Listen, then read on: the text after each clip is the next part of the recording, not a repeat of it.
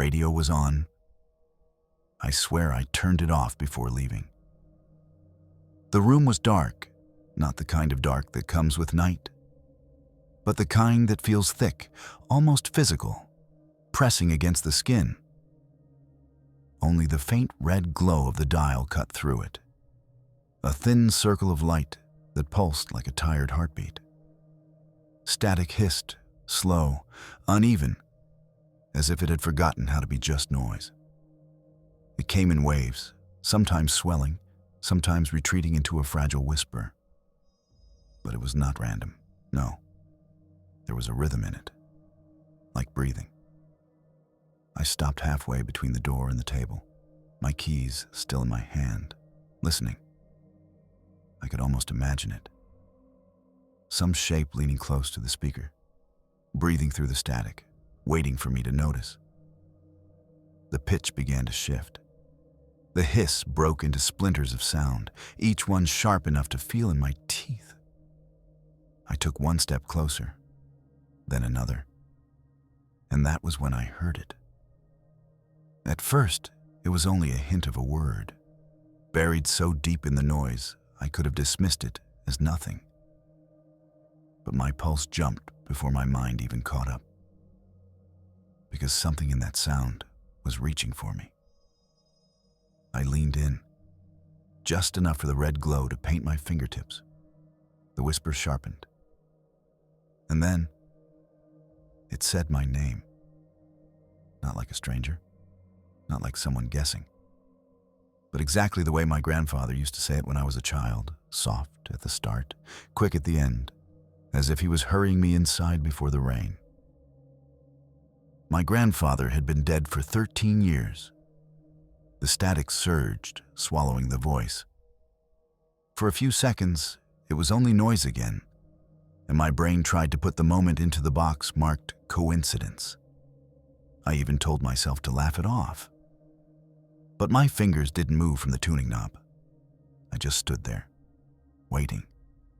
The silence hit first, sudden, absolute, like someone had pressed a hand over my ears. And then, right in that vacuum, a voice spoke again, not from the radio, right in my ear. My name, stretched out this time, followed by a faint, wet sound, like breath caught between teeth. I spun around so fast my keys clattered to the floor. The room was empty, the window shut. That was when I noticed my shadow. It should have been behind me. Instead, it stretched toward the radio, its head bent, as if listening.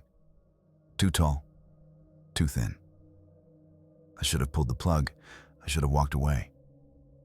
But I leaned closer. I had to hear more. The voice was inside the static now, speaking in fragments, numbers, clicks, laughter that sounded broken, words I did not understand. And then, just before the signal began to fade, it spoke again. Not my name this time, my address, followed by a single word. Tonight. People think silence is empty, that it is the absence of sound. They have no idea how wrong that is. Silence can have weight, shape, even eyes. I learned that a long time ago. I was 15, sitting in my uncle's basement, playing with his shortwave radio. It was late and the air was thick with summer heat. I remember spinning the dial, moving from one station to another, and then nothing. Dead air. No static. No hum. Just a thick, perfect stillness. I should have moved past it, but I didn't. Something in that silence felt deliberate. Like it was not the absence of a signal, but the presence of something else.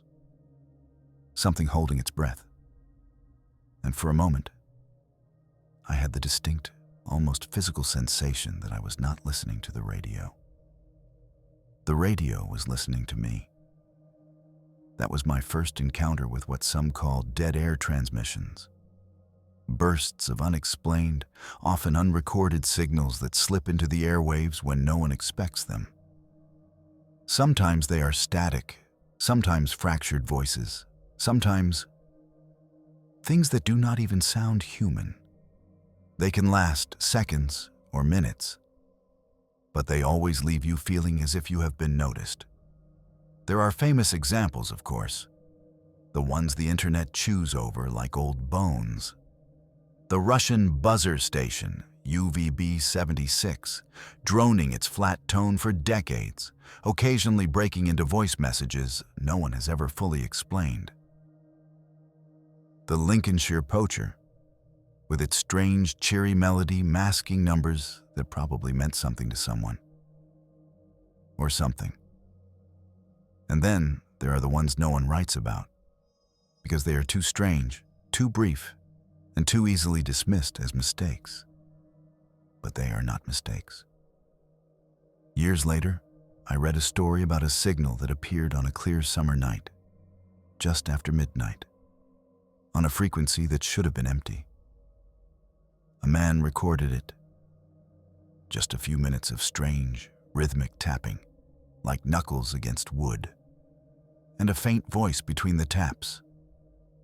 No one could translate the voice, but people who listened swore it was speaking directly to them, each in their own language. I listened to that recording for the first time last night. It started the way they all do, a wash of faint static, the occasional flutter, as if the signal was trying to lock onto something. Then the tapping began. Slow, precise, and strangely intimate, like someone knocking gently on a door just inches from where you sit. And in that moment, I felt the air in my apartment change. I do not know how else to describe it. The room seemed to lean closer. The walls felt nearer. Then the tapping on the recording stopped. A single, sharp knock rang out. Not from the speakers. From inside my apartment. Exactly the same sound, the same rhythm, as if whatever was on that tape had stepped through. The buzzer has a sound you do not forget. A flat mechanical tone, short, repeating, forever the same. It is not music. It is not even quite noise. It is like a machine trying to keep itself awake. I had downloaded an old recording of UVB-76 from an online archive. People had tagged it as uneventful, which is what makes it interesting. Uneventful in this world usually means no one was paying enough attention. I set my phone on the table beside the radio.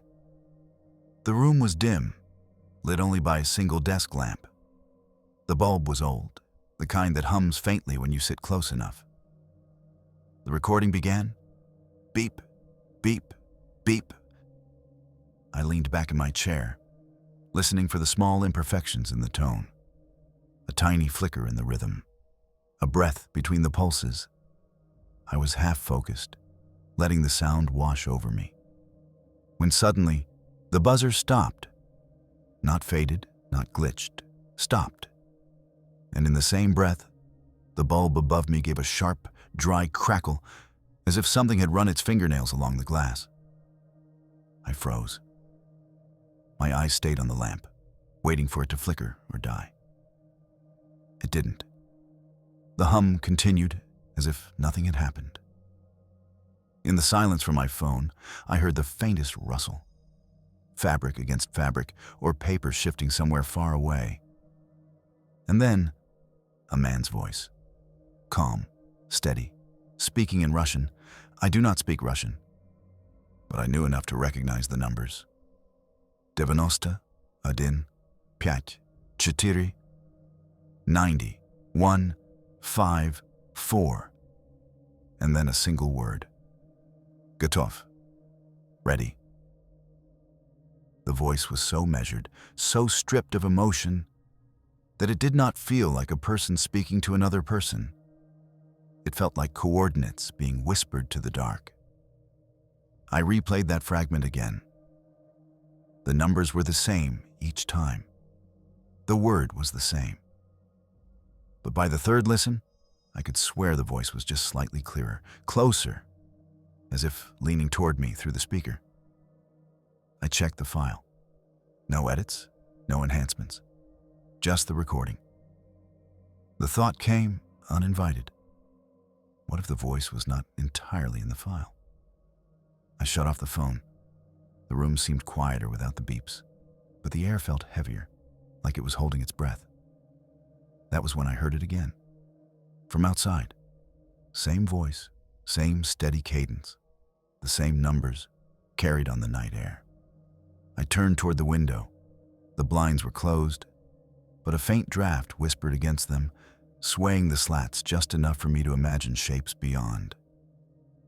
And then the last word came. Gotov. This time so close, I could almost feel the warmth of the breath behind it. It began as a series of numbers, but not like the clipped, sterile voices I had heard before. This one was slow, heavy, almost mournful. A man's voice that rose and fell in a way that made the spaces between the digits feel like sighs. It was the cadence of someone delivering a eulogy, not a code. Devanosta, Tri, Sorak, Adin. I sat back, letting the sound pour through the speaker, and realized it made me feel smaller somehow. The voice did not just speak, it carried weight. Each number landed with the finality of dirt hitting a coffin lid. Number stations have always been strange, but this one was different. No preamble, no music, no pattern I could make sense of. Just a man reading strings of digits in a low, deliberate tone, pausing in all the wrong places, as if the silences were more important than the numbers themselves. I closed my eyes and tried to focus on the sequence. 93, 41, 17, 88. The more I listened, the more I felt an odd familiarity creeping in, like the numbers were circling something I should recognize. And then he said it. 19, 76, 1976, the year my grandfather died. I had not thought about that night in years. The hospital room with its pale green walls, the rain streaking down the window, the way the hallway smelled faintly of metal and disinfectant. I had been 9 years old, clutching my mother's hand, staring at the sheet pulled over his face. The voice kept going, rolling over me in waves, but I barely heard it. My mind was tangled in the memory. The sound of the heart monitor flatlining, the doctor's quiet words. Then the voice stopped. The silence was sudden, like the air had been sucked out of the room. I opened my eyes, staring at the radio, waiting for the next string of numbers. It came, but slower now. Each digit enunciated as if the speaker was forcing me to understand. 21 июль 1976. July 21st, 1976. The exact date. I felt something tighten in my chest.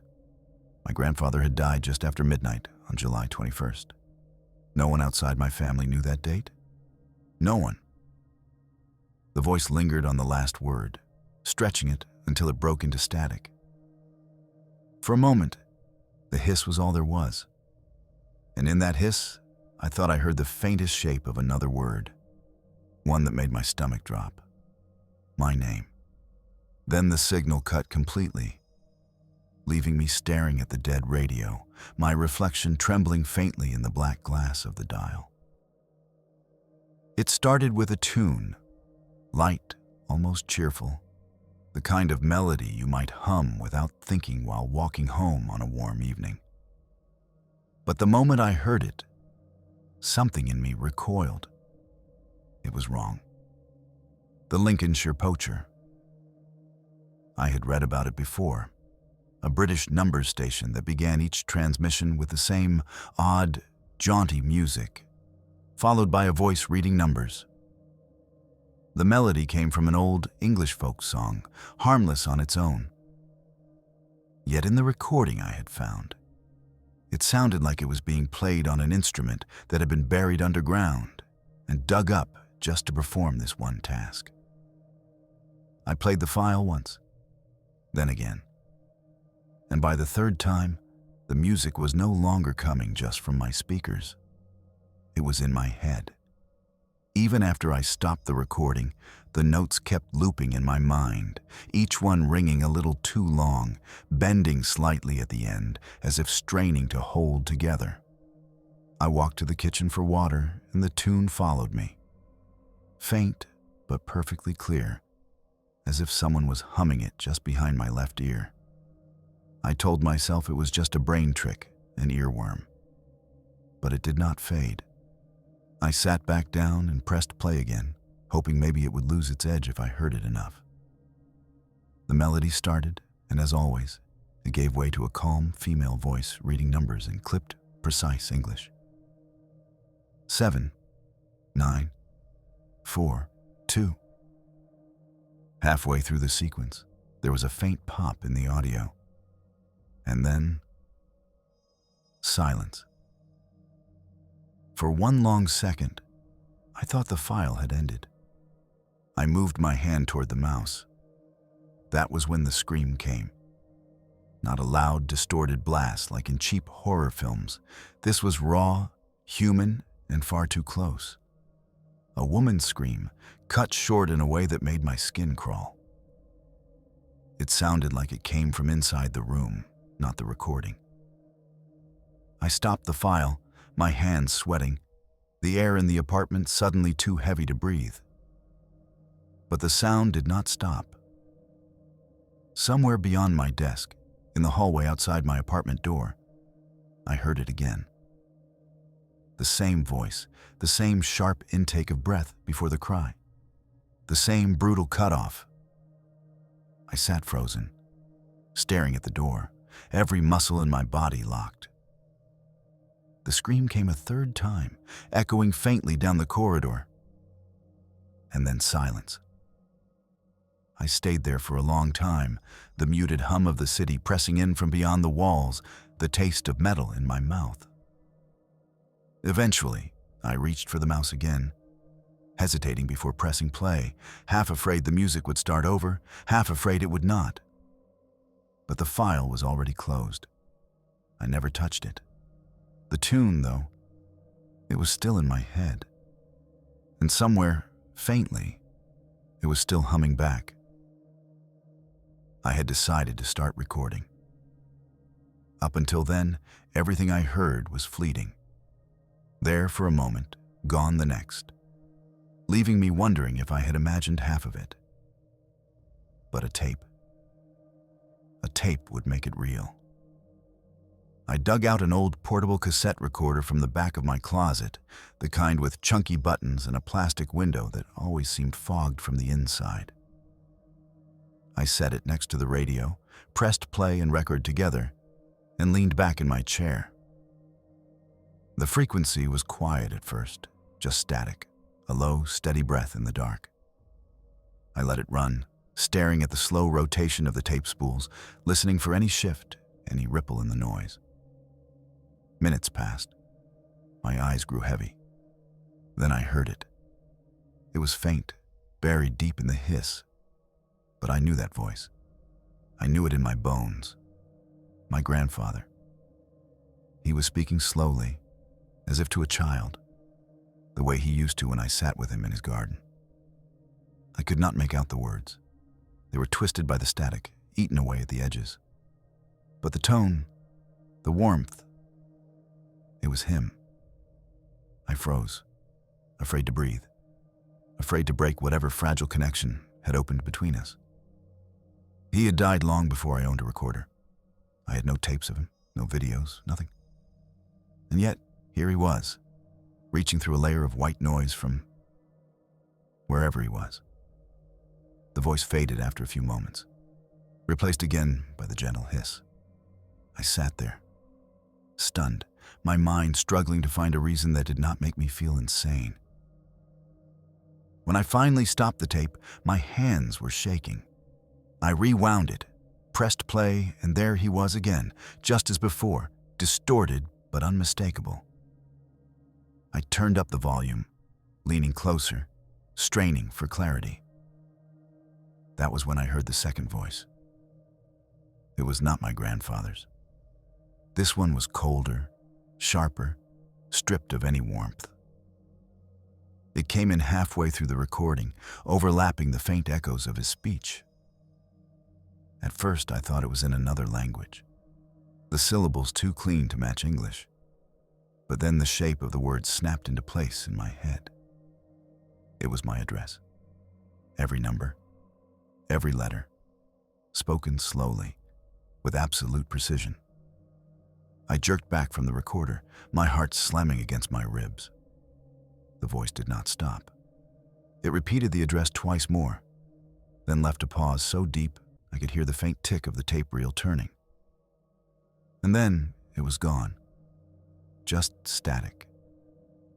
I sat there in the quiet, the air thick and stale, wondering if anyone else had ever felt this. The line between the living and the dead narrowing to a thin, trembling wire. And then realizing that something else had found it too. I met him in a second-hand electronics shop, the kind of place where dust hangs in the air and every shelf is a graveyard of forgotten machines. I was scanning a row of battered shortwave receivers when a voice behind me said, "That one's deaf in the left channel." I turned. An older man stood there, wiry, with a long coat that looked too heavy for the season. His face was a map of lines, the kind that come from years of squinting at small dials and tiny glowing screens. His eyes, pale and sharp, seemed to size me up in an instant. "You listen," he said, not as a question. I nodded. Something in his tone made me feel like denying it would have been pointless. We talked in the cramped aisle between the shelves. He knew the stations I knew, and more. The ones I had only read about in half-forgotten forum threads. The conversation was easy at first, all about antennas and skip zones. But somewhere in the middle, his voice dropped. "There are frequencies you find," he said. "And there are frequencies that find you." I must have frowned, because he gave me a thin smile that did not reach his eyes. "You think you're tuning them in, but some of them, they're already looking for you, waiting for you to be in just the right place at just the right moment. And once they catch you, once they have your voice, you're not just a listener anymore." I felt the air between us shift. The hum of the fluorescent lights above seemed to fade, leaving only his words hanging there. "I have something you should hear," he said, and motioned for me to follow. We stepped out into the street, then into a side alley that led to a narrow door. Inside was a single small room, cluttered but organized, radios stacked on shelves, spools of wire, and a battered reel-to-reel recorder on the table. The place smelled faintly of solder and old paper. He moved slowly, deliberately, pulling open a drawer and taking out a small plastic cassette case. The label was handwritten in block letters. "Do not play at midnight." He held it out to me, but did not let go right away. "If you hear the last part," he said, "you won't stop. You'll keep going back to it, and it will keep coming back to you." I waited for him to explain, but he just pressed the cassette into my hand. The plastic was cold, as if it had been sitting somewhere far from the sun. "When you listen," he said, "don't be alone." Then he turned away, fussing with a set of tangled cables, and I understood the conversation was over. I slipped the cassette into my pocket and left. That night, back in my apartment, I put it on the desk beside the radio. I told myself I would not touch it. Not yet. But every time I glanced at it, I felt the weight of the warning written in those 5 words, and the uneasy sense that it was not really my choice when I would play it. It started as a way to make sense of it all. A notebook, a pen, and dates scribbled in the margins. Every time I caught something unusual on the radio, I wrote it down. Frequency, time, the weather outside, anything that might matter. At first, the pages were random scratches, unconnected dots. But after a week, I began to see the lines between them. The signals came most often on nights when the wind was from the east. They liked the hours between 2 and 4 in the morning. And sometimes, though not always, there was a gap, a pause in the static, just before the voice came through, as if it was leaning closer to speak. Then I noticed something I should have seen earlier. The dates. 3 of the strongest signals had come on nights when I had vivid, unsettling dreams. Dreams I remembered in detail, which almost never happened to me.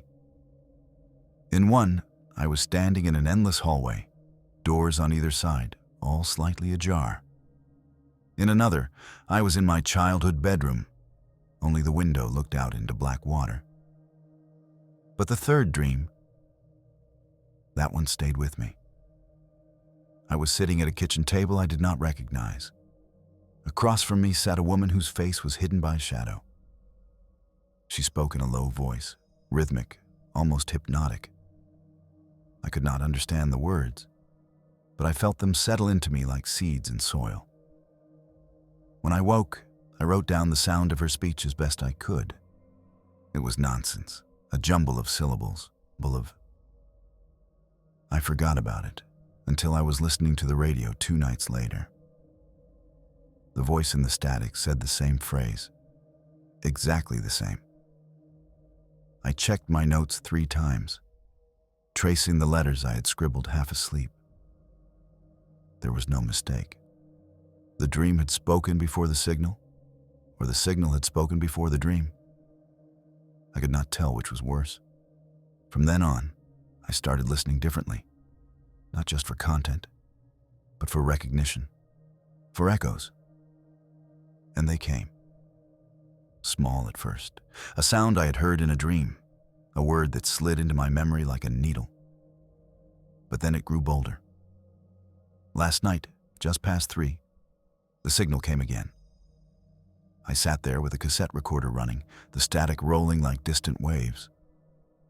Then the voice entered, smooth and deliberate, as if it knew exactly where to place itself so I could hear every syllable.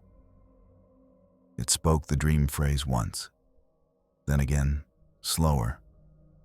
And then, in the same calm tone, it shifted into something far more intimate.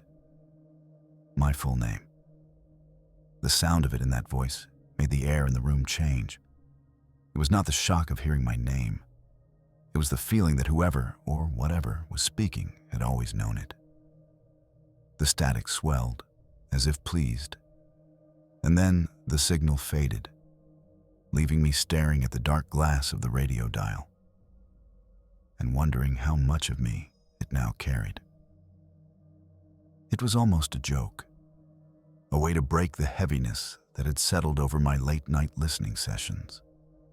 The apartment was quiet, the radio murmuring in its usual static, and I found myself leaning toward the microphone I had rigged to transmit short bursts on certain frequencies.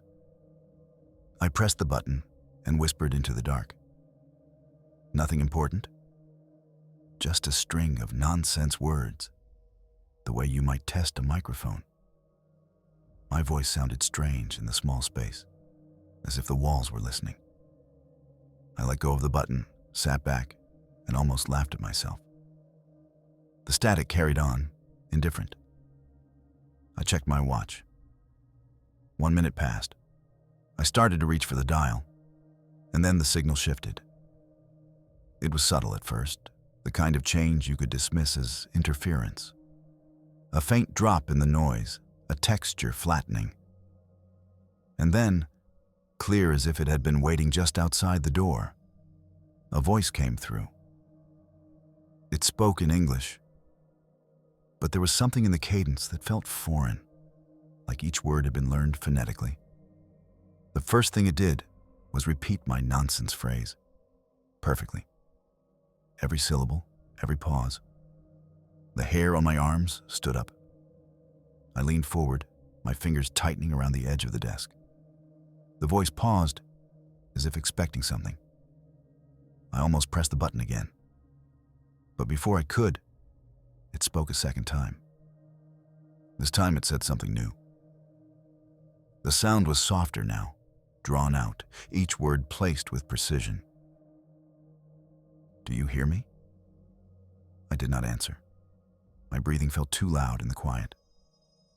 Another pause, longer. Then the voice came again, but closer, impossibly close, like it was no longer coming from the radio but from just beyond the speaker. "I hear you," it said. My mouth had gone dry. I could feel the shape of the microphone button under my thumb, but my hand would not move. The static pressed in from all sides, thicker now, almost warm. Then the voice spoke one last time. "I'm coming."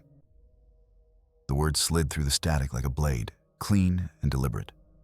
No anger, no emotion, just the certainty of something inevitable. I sat there, frozen, every muscle locked. Outside the window, the streetlight flickered twice and went out, leaving the glass black. The radio hissed, filling the room like a slow tide. I waited for the voice to return. It didn't. But the static didn't sound the same anymore. It sounded expectant. The dial was still. No hiss, no hum, not even the faint crackle of a distant station struggling to reach me. Just silence, pure, absolute, and wrong. Radios are never silent. Even on an empty frequency, there is always some ghost of a sound. But tonight, there was nothing. I sat there with my hands resting on the edge of the desk, waiting for the static to return. The longer I listened, the heavier the quiet became, like the air in the room was thickening. It pressed against my ears until I could hear my own heartbeat. I leaned closer to the radio, checking the connections, adjusting the volume just in case. The needle on the signal meter didn't move. The machine was alive, but the airwaves were dead. And then, a sound. Faint at first, so soft I thought it might be my imagination. A slow pull of air, a pause, then a release. Breathing. I straightened in my chair, holding still. It came again. Steady, human. It was not coming from outside the window or from the hallway. It was inside the silence. As if the breath itself had found a way to live between the moments when nothing else existed. I tried to tell myself it was feedback, maybe a faint mechanical hum shaping itself into something familiar. But the rhythm was too natural, too alive. I reached out and placed my hand on the radio. The metal casing was cool, but the breath seemed to move through it, as if the sound was using the radio only as a doorway. The next inhale was louder, closer. I held my own breath to hear it better, but it matched me, like it was listening to me and adjusting itself to my pace. Without thinking, I whispered, "Who's there?" The breath stopped. The silence became heavier, almost crushing. My skin prickled as if a current had passed over it. For a long moment, there was nothing. Then I felt it. Not through the radio, not in my ears, but directly behind me. A warmth brushing the back of my neck. The exhale came slow, deliberate, right against my skin. I turned in my chair so fast it screeched against the floor. The room was empty. The door was shut. My heart hammered against my ribs. I stood, looking from the corners of the room to the dark window, searching for movement, for anything.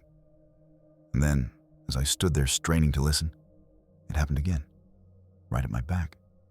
The same warm breath, the same measured release, as if whatever it was had followed me across the room. I didn't move, couldn't. The breathing slowed, stretching into long, patient intervals, waiting. The radio behind me remained silent. The library smelled of dust and paper, the air dry enough to make my fingertips crack as I turned the pages. I had been there for hours, hunched over a microfilm reader in the corner, the hum of the machine a thin thread in the stillness. The archive was small, but it had something most places didn't. The personal files of local police cases going back more than 50 years. The clerk hadn't even looked up when I asked for records of missing persons. Just slid the drawer open and left me to dig. I wasn't sure what I was looking for until I found it. A name I didn't recognize, next to the words, presumed deceased. I skimmed the summary. Male, 38, last seen at home. Neighbors reported hearing strange radio noises the night before he vanished. I pulled another file, and another. Each one had something. A note buried deep in the report, or a statement from a neighbor, a friend, a spouse. They all described the same thing in slightly different words. Voices coming from radios that weren't turned on, whispers from old receivers unplugged for years, static that shaped itself into names and phrases meant for no one else. And in every case, the voices belonged to people who were already dead. Some claimed it was a kind of grief hallucination. Others swore it was real, pointing to moments they couldn't explain, times and dates lining up with anniversaries of deaths, words that could not have been guessed. A few recordings were logged in evidence, but none of them were ever released. The deeper I went, the more the pattern took shape. And then I found the box. It was plain cardboard, unmarked except for a strip of brittle tape sealing it shut. Inside were a dozen cassette tapes, each in a clear plastic case with a handwritten label, names, dates, locations. Most were from the 80s and 90s. I slid one into the library's old tape deck and pressed play. The sound was low and scratchy, a voice warped by time and bad equipment. The words were muffled, but I could tell they were speaking to someone, calling them by name, asking questions in a language I didn't quite recognize. I moved on to the next tape, and the next. On the fourth tape, I stopped breathing. The label read, July 1989, Riverside Apartments. I was 5 years old in July of 1989. I had lived in Riverside Apartments with my mother. The tape began with static, a faint clicking under it like a metronome. Then, without warning, a child's voice came through. My voice. High-pitched, uncertain, speaking words I don't remember ever saying. It was unmistakable. The way I used to stammer over certain sounds, the way I said my own name. The date on the label was from a week before my grandfather died. I sat there in the dim light of the archive room, my hands damp against the cold plastic of the player, listening to my own childhood voice vanish into static, and wondering who had been listening to me back then. I waited almost a week before I played the cassette. It sat on my desk like a loaded trap, the handwritten warning staring up at me. Do not play at midnight. I told myself I was just being cautious. The truth was, I was afraid of what might be on it. That night, just after 11, I closed the blinds, turned off every light except the one by the desk, and set the cassette into the player. The plastic clicked into place with a sound too loud in the quiet room. I pressed play. The tape opened with silence, not static, not hiss, just a flat emptiness that made the air feel too still. Then, faintly, the sound of wind. Not recorded wind, but something that felt present, like it was moving through the room itself. A minute passed before the voice began. It was a child. The tone was steady, almost formal, like a school recitation. Each word was separated by a pause just long enough to make my skin crawl. At first, I thought it was a list of numbers in no particular order. Then I realized they were coordinates: latitude, longitude. I grabbed a pen and wrote them down. The voice repeated them twice more, exactly the same each time. No emotion, no variation. When the recitation ended, the tape did not stop. It kept running, the faint wind in the background shifting now and then, as if whoever was holding the recorder was turning their head. I waited for something else, another voice, a message, anything. After 6 minutes, the tape clicked to a stop. I sat there staring at the coordinates I'd written, feeling the unease in my gut deepen. I opened my laptop and typed them into a map search. The location was remote, miles from any town, a stretch of woodland intersected by a single dirt road. There was nothing there. At least, nothing visible from above. I shut the laptop and told myself it was just a weird artifact from some old number station experiment. Maybe the man in the shop had been playing a game, trying to spook me. I didn't sleep well. The next morning, the world was bright and ordinary, the unease almost gone. I made coffee, flipped on the news for background noise, and froze halfway to my chair. The anchor's voice was calm, professional, but the words punched straight through me. Local authorities are searching for a missing hiker last seen near the old Milford Road. The search area is centered around these coordinates. They read them twice, the exact same numbers the child had spoken on the tape. The screen showed a map, the same patch of woodland, the same single dirt road. I stood there with the coffee cooling in my hand, staring at the image, trying to decide if it was just a coincidence, or if the tape had been telling me where to look for someone who wouldn't be found alive. It began with a faint hiss just at the edge of hearing. I was in the kitchen, making tea, the radio switched off in the other room. Still, the sound was there, a thin, restless static curling through the air like smoke. I walked into the living room. The radio sat silent on the desk, its dial dark. I put my hand on it anyway. The casing was cool, but the hiss grew louder, not from the machine, but from somewhere in the walls. I checked the windows, closed. The TV, off. I even put my ear against the wall, half expecting to hear my neighbor's television bleeding through. But this wasn't that. This sound moved, shifting from one side of the room to the other as if circling me. I tried to ignore it, went back to the kitchen. The hiss followed. And then it changed. Under the static, faint but clear, was my own voice. Not a recording, not an echo. My voice, speaking in the exact tone and rhythm I use when talking to someone close. I froze, my hand tightening around the mug. The voice drifted in and out, as though moving through water. I couldn't make out the words at first, just the shape of my own speech, familiar enough to make my skin crawl. I stepped slowly back toward the living room. The sound seemed to thicken, layering itself in the air.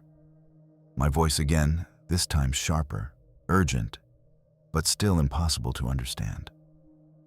I reached the desk. The radio was still off. The next time it spoke, I heard every word. It was my name, said the way I say it when introducing myself. Then a pause. Then a string of words I didn't recognize, though the pronunciation was perfect, as if I had learned a language I'd never studied. I sat down hard in the chair, my knees weak.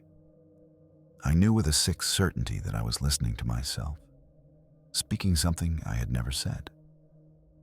The voice continued, steady, unhurried. It shifted back to English, but not the way I speak it. The phrasing was wrong, the pauses unnatural, as if the words were being placed carefully into a structure I couldn't see. Then it said something that made my throat go dry. It was not a question, not a warning, It was a statement. "You will answer me tomorrow." My own voice, speaking with a calm I didn't feel, promising something I didn't understand. The hiss swelled, drowning the words. By the time it faded, the apartment was silent again. I reached out and turned the radio on, desperate to prove the sound had come from somewhere, anywhere. But the empty static that answered me felt ordinary, harmless. And yet, it didn't. I told myself it was just an experiment, a way to take control back, even for a moment. All these nights of listening, of waiting for something to reach out to me. Maybe it was time I reached out first. I sat at the desk with the transmitter wired in, the microphone resting in my hand like a weapon I wasn't sure how to use. The frequency I'd chosen was one I'd heard go quiet before, a kind of dead space that seemed to open like a door at certain hours. Tonight, the door was closed. I pressed the button and spoke. Just my name, clear and deliberate, followed by a simple question. "Who are you?" My voice sounded small in the room, like it had already been swallowed before leaving my mouth. I let go of the button and waited. The reply came before I could even exhale. It wasn't a build-up, not a slow fade in from the static. It was just there, fully formed, a voice cutting through like it had been poised at the edge, ready. "You know me." My chest tightened. I hadn't expected words that direct, that certain. I pressed the button again.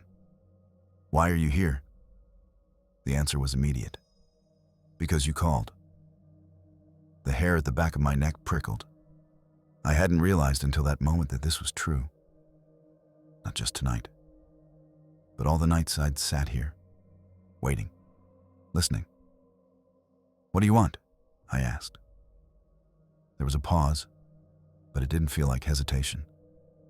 More like someone choosing the right words. "To be closer." The voice had no accent I could place. It was neither male nor female. Soft, but sharp enough to slip under the skin. I could feel it in my teeth. Then it said my name again, stretching it just slightly, like it was testing the shape of it. I didn't press the button this time. I didn't have to. The static thickened, filling the air like fog. And then, without warning, every light in the room went out. I sat in the dark, the only sound the faint hum of the radio. And another sound, layered under it, slow, rhythmic, breathing. Not from the speakers, not from me. It was at my ear, close enough that I could feel the warmth of it against my skin. I didn't move. The breath stayed steady, patient, like it was waiting for me to speak again. When I finally reached for the light switch, the breathing stopped. The bulb flared back to life, flooding the room in its weak yellow glow. The radio was silent. The microphone was still in my hand. And I had the cold, unshakable feeling that I hadn't ended the conversation. I just moved it somewhere I couldn't see. It was an accident.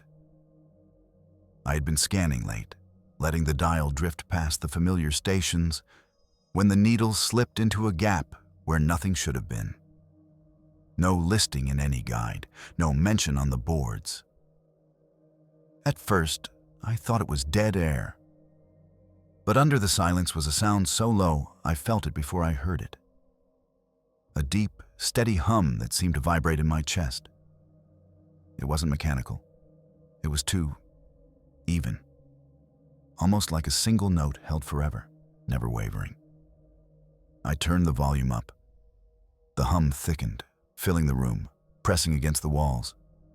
Somewhere inside it, so faint I almost missed it, was a voice. I leaned closer, straining.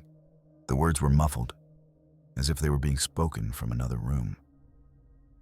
The syllables blurred into the hum, each one fighting to reach me. I adjusted the tuning by a fraction, and the voice sharpened. Still quiet, but now distinct enough to follow.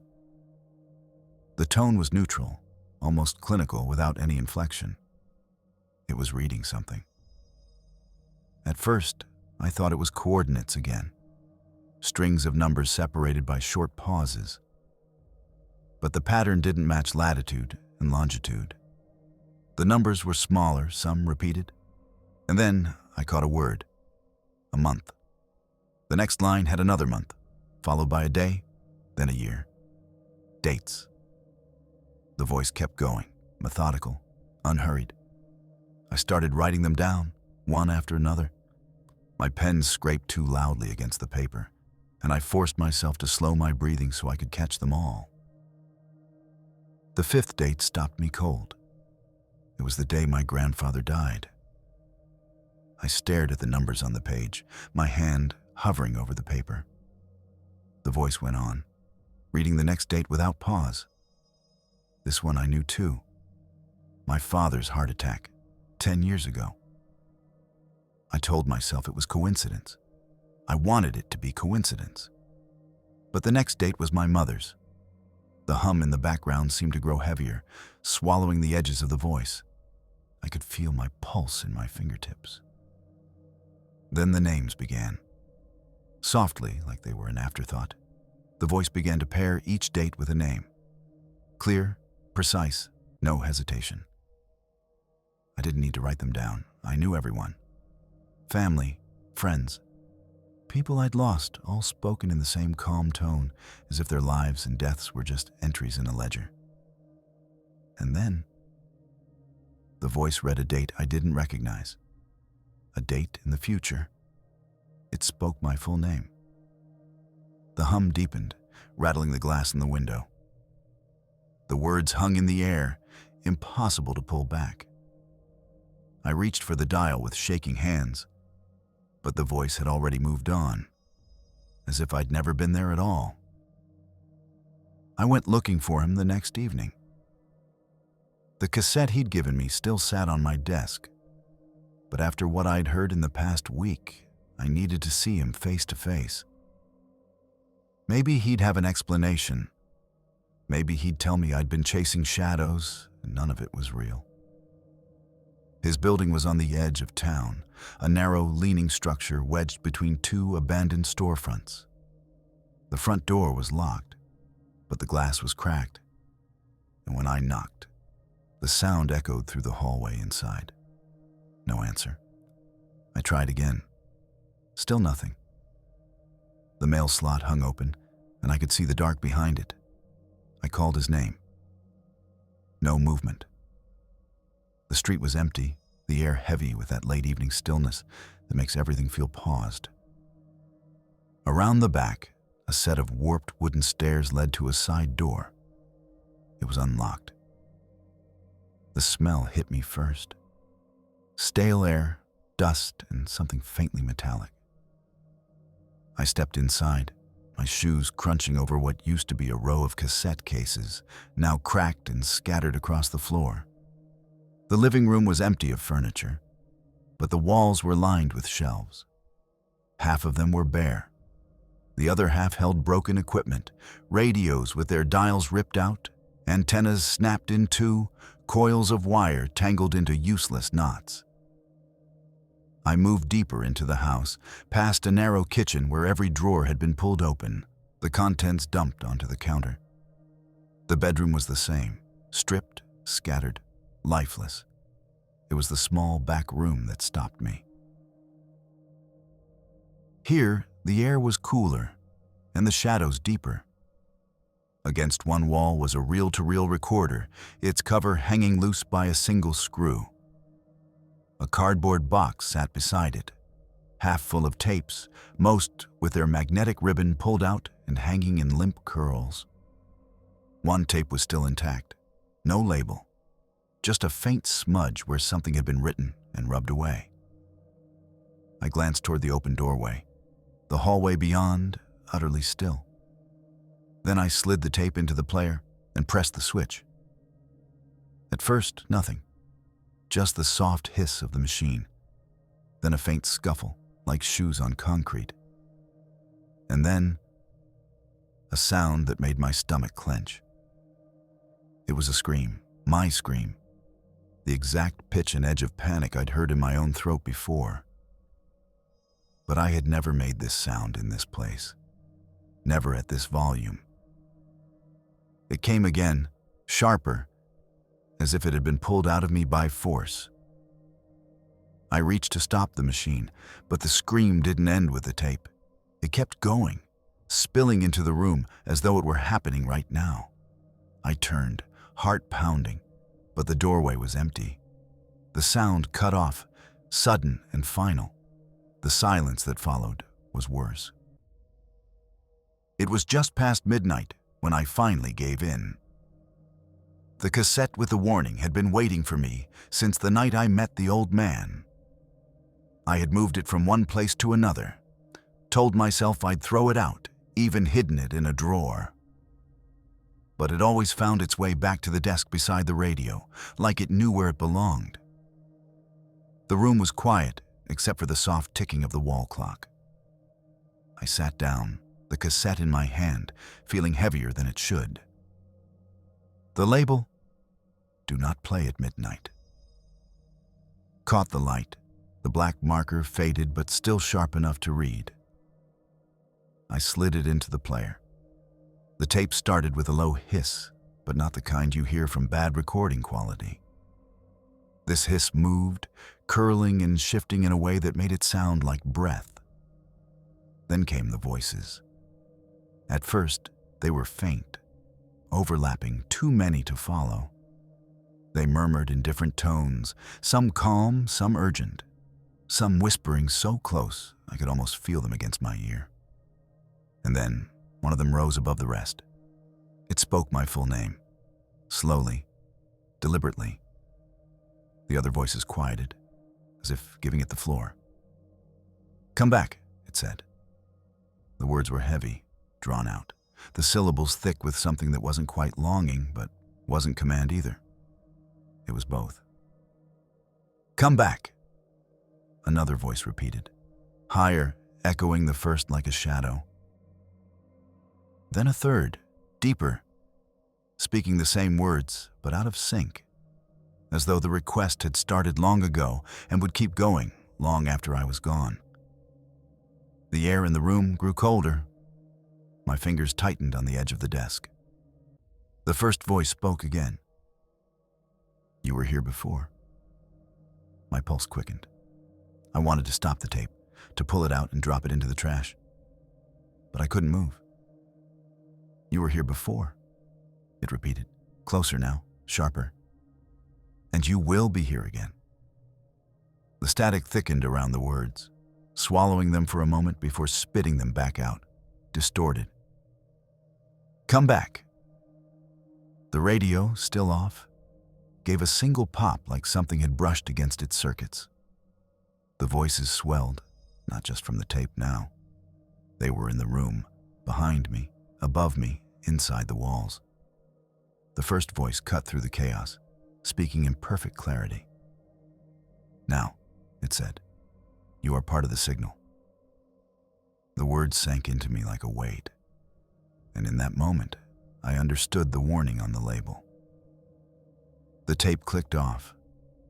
The silence that followed wasn't empty. It was listening. I do not turn the radio off anymore.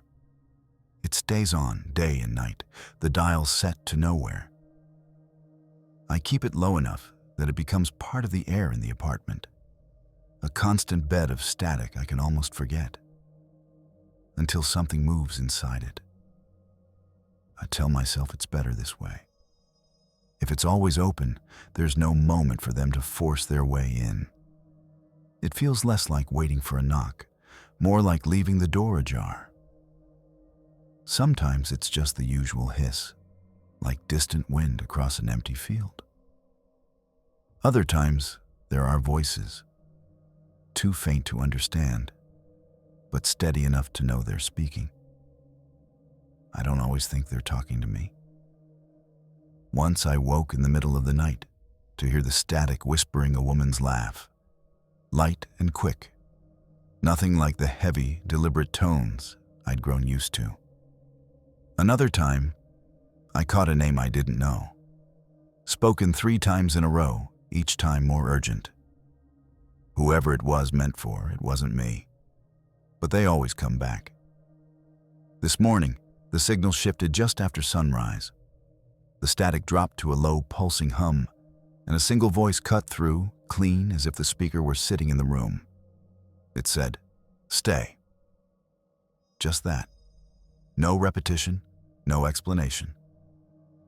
Then it was gone, leaving the hum to fade back into ordinary noise. I don't answer them anymore.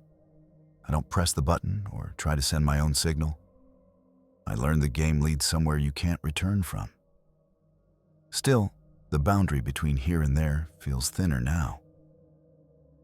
Some nights I hear the voices moving around me, not in the airwaves, but in the room itself, pacing slow circles just outside my sight.